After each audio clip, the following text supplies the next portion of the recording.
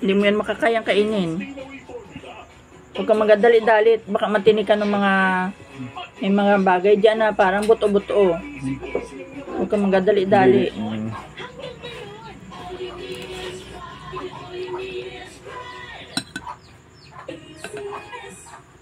Ano, mainit? Grabe mo naman.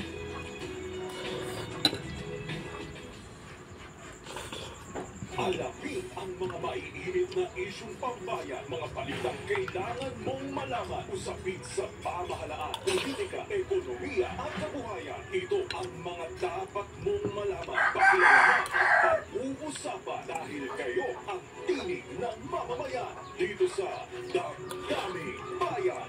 Live sa DZRH Radio, DZRH TV at DZRH Digital. Kasama sila lakay, Teo Macalma at Elaine Abi. Araw-araw, Lunes hanggang Biyernes. Damdaming Bayan.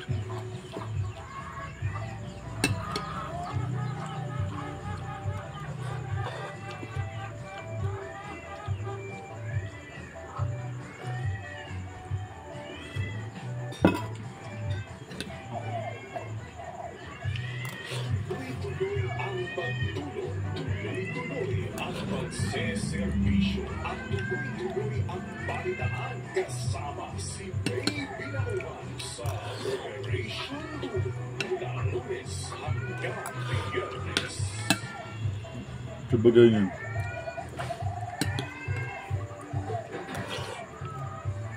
Abagat.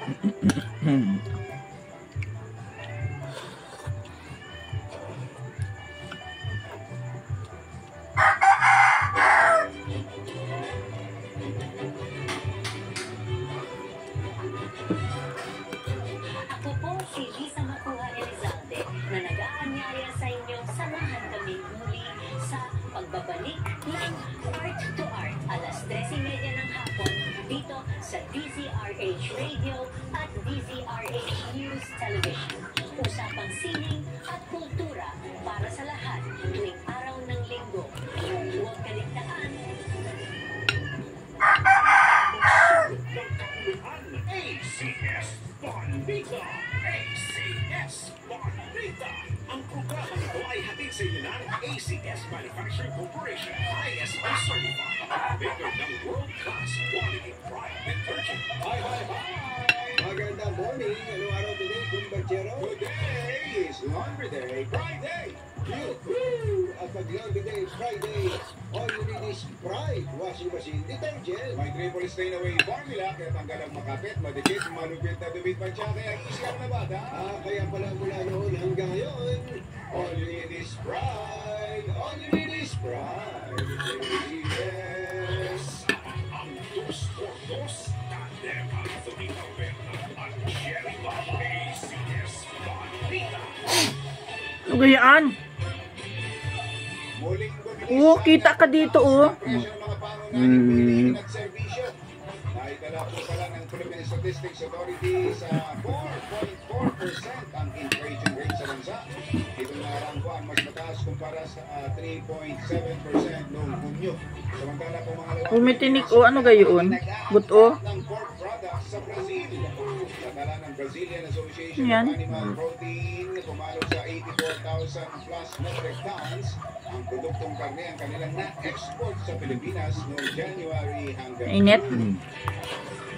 Takot-takot na karne, ano, pero hindi na dahil nakaka-high blood eh. pero hindi naman lahat ng yan binibenta. Yan, nagbukas niya yata ng gate si daddy mo. Hindi. Hindi pinaprocess to, sir. Dilata, yan, ganyan.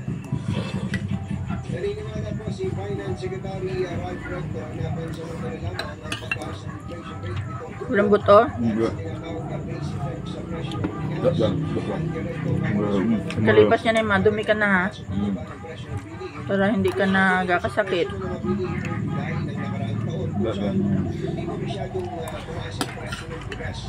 Ang unang mabilis lang umano ang May tinapay yata dun, huwag na. LPG, petrolyo, karne at punas, pati na rin ang mababal na pagbaba ng sinig sa kuryente at presyo ng isda. Alas 6:46 ang ating oras. Sandali lang na Bajero at nasa linya natin ang nasa biyahe. Nasa biyahe si Comelec Chairman George Garcia papuntang dyan sa Centro Luzon. Hindi siya yun, hindi pa siya yun. Nalito siya busy. Mukhang talakad pa ang gamunan. Baka may kinalaman kay Alex. Alex, wala lang siya visa. Wala siya visa.